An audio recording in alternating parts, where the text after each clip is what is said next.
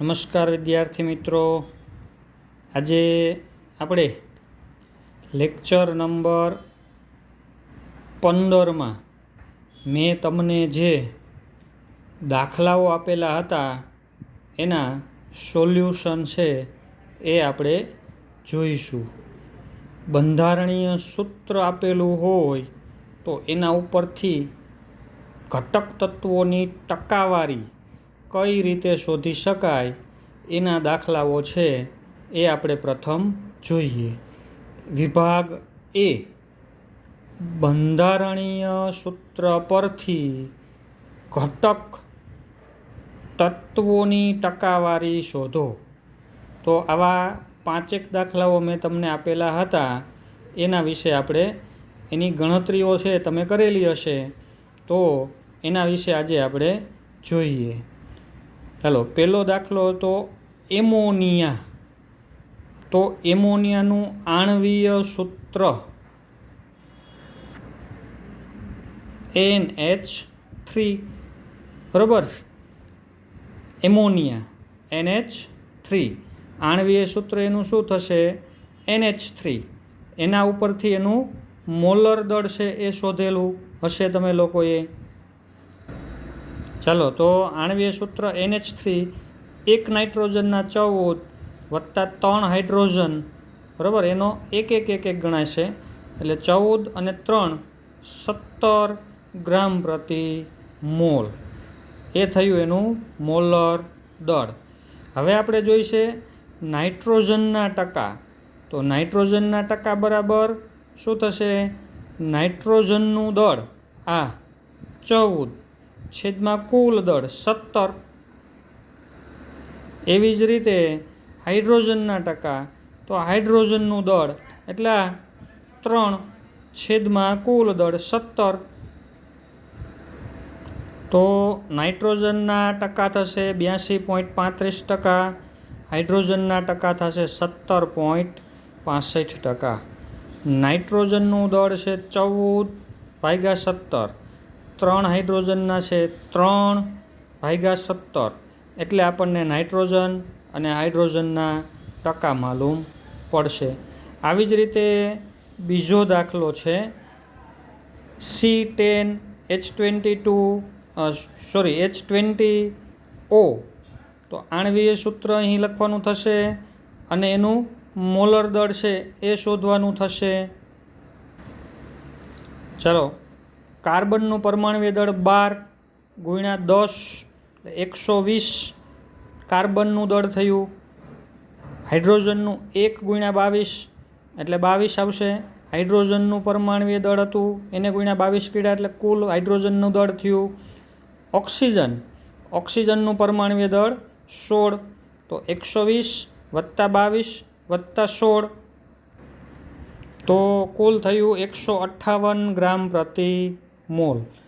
હવે કાર્બનના ટકા જોતા હોય તો આ કાર્બનનું દળ 158 ગુણ્યા 100 કરવા પડશે.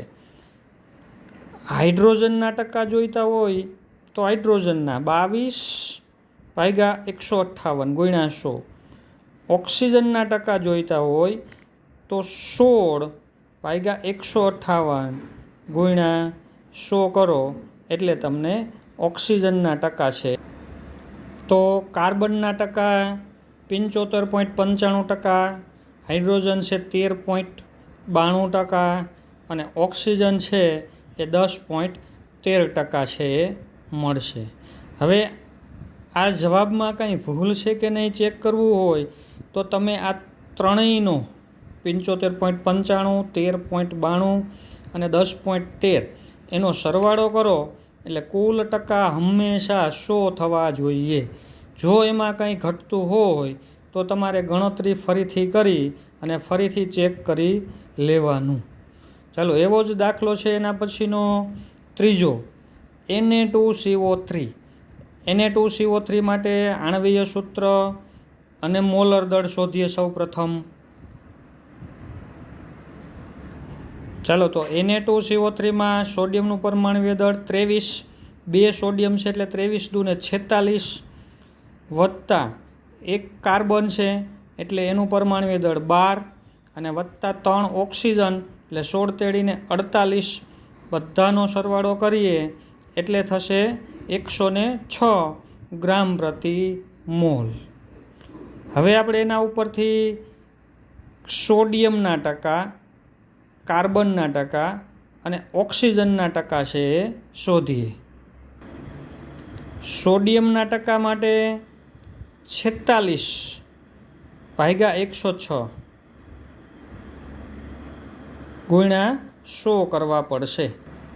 તો સોડિયમના ટકા 46 ભાગ્યા 106 ગુણ્યા 100 એટલે 43.40% મળશે. આવી જ રીતે હવે આપણે કાર્બન અને ઓક્સિજનના ટકા શોધીએ. 12 ભાગ્યા 106,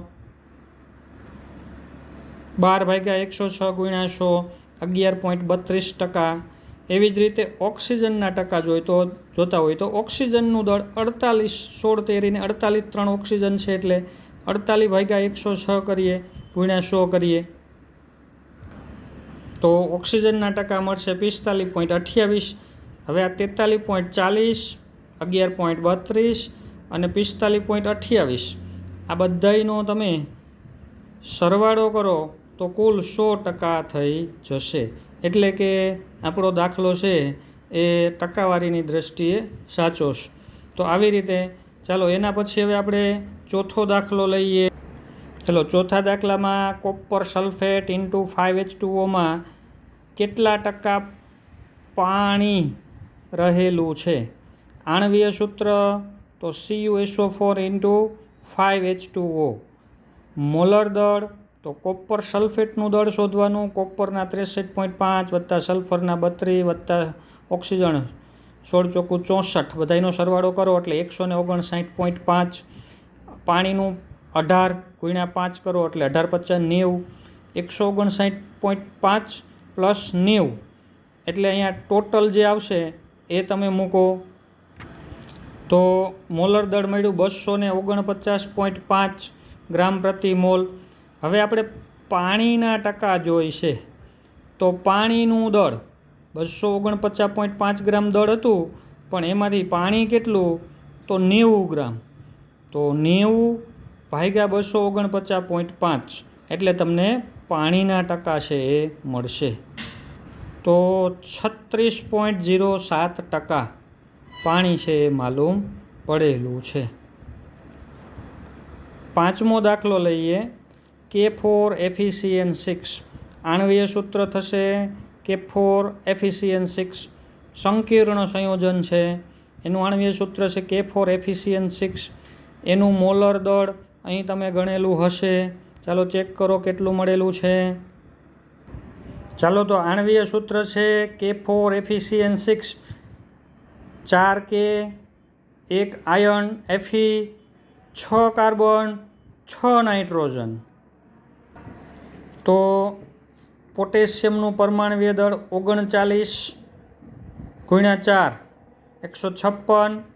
આયર્નનું પરમાણ્વીય દળ 56, 6 કાર્બન 12 6 72, 6 નાઇટ્રોજન 14 6 84 બધાયનો ટોટલ કરી એટલે 368 ગ્રામ પ્રતિ મોલ. હવે 156 ભાગ્યા 368 ગુણ્યા 100 એટલે પોટેશિયમના ટકા. તો એવી રીતે આ બધા છે પોટેશિયમ, આયર્ન, કાર્બન અને નાઇટ્રોજન એને ભાગ્યા તમે 368 ગુણ્યા 100 કરશો એટલે તમને દરેક તત્વના ટકા છે એ માલુમ પડશે.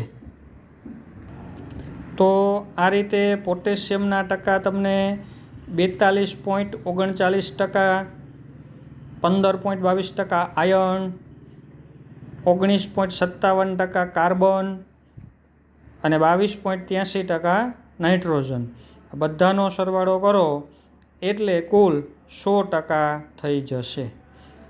તો આવી રીતે આપણે 5 દાખલાઓ કર્યા કે જેમાં બંધારણીય સૂત્રો જાણતા હતા અને એના ઉપરથી આપણે ઘટક તત્વોના ટકા છે એ શોધેલા. હવે આપણે ઉલટું બંધારણીય તત્વોની ટકાવારી છે એ જાણીએ છીએ અને એના ઉપરથી આણ્વીય સૂત્ર છે એ શોધીએ. તો એમાં પ્રથમ દાખલો જે છે એની સમજૂતી આમ તો મેં તમને આપી દીધેલી છે કે ભાઈ એક કાર્બોહાઈડ્રેટમાં કાર્બન, હાઇડ્રોજન અને ઓક્સિજન. તો સૌથી પહેલાં તત્વો લખો. કયા તત્વો છે? તો 3 તત્વો છે, કાર્બન, હાઇડ્રોજન અને ઓક્સિજન. હવે શું કરવાનું છે? તો એના પરમાણવીય દળને એના ટકાને આપણે પરમાણવીય દળ વડે ભાગવાના છે. તો કાર્બન કેટલું છે? તો 40%. એને ભાગ્યા આપણે કાર્બનનું પરમાણવીય દળ કરવાનું છે 12. તો 40/12 કર્યો એટલે કાર્બનના મોલ મળશે 3.33 મોલ. ચાલો, એવી જ રીતે હાઇડ્રોજનના ટકા કેટલા છે? તો 6.73. એને ભાગ્યા હાઇડ્રોજનનું પરમાણવીય દળ 1. હાઇડ્રોજનનું પરમાણવીય દળ 6.73 ભાગ્યા 1.008 એટલે 6.67 મોલ હાઇડ્રોજનના મળ્યા. એવી જ રીતે ઓક્સિજન માટે ઓક્સિજનનું ટકા છે 53.3. ભાગ્યા કરવા પડશે ઓક્સિજનનું પરમાણવીય દળ 16. તો ઓક્સિજનના મોલ મળે છે 3.33. તો આ મોલ મળેલા છે કાર્બન, હાઇડ્રોજન અને ઓક્સિજન. હવે આપણે પરમાણુનો સાદો ગુણોત્તર જોતો હોઈએ તો આ 3માંથી જે ઓછું મૂલ્ય છે એના વડે દરેકને ભાગી નાખવાના છે. તો 3.33 એ નાનું મૂલ્ય છે. તો 3.33 ભાગ્યા 3.33 કરવાના અહીં. તો 3.33 ભાગ્યા 3.33 બરાબર 1. 6.67ને પણ 3.33 વડે ભાગવાના છે અહીં. તો 6.67 ભાગ્યા 3.33 એટલે 2 આવશે. એવી રીતે અહીં 3.33 એને પણ 3.33 વડે ભાગીએ તો 1 આવશે. તો આવી રીતે આ જે 1, 2 અને 1 આ જે કાર્બન, હાઇડ્રોજન અને ઓક્સિજનનું જે પ્રમાણ મળેલું છે એને આપણે કહીશું પ્રમાણ સૂચક સૂત્ર.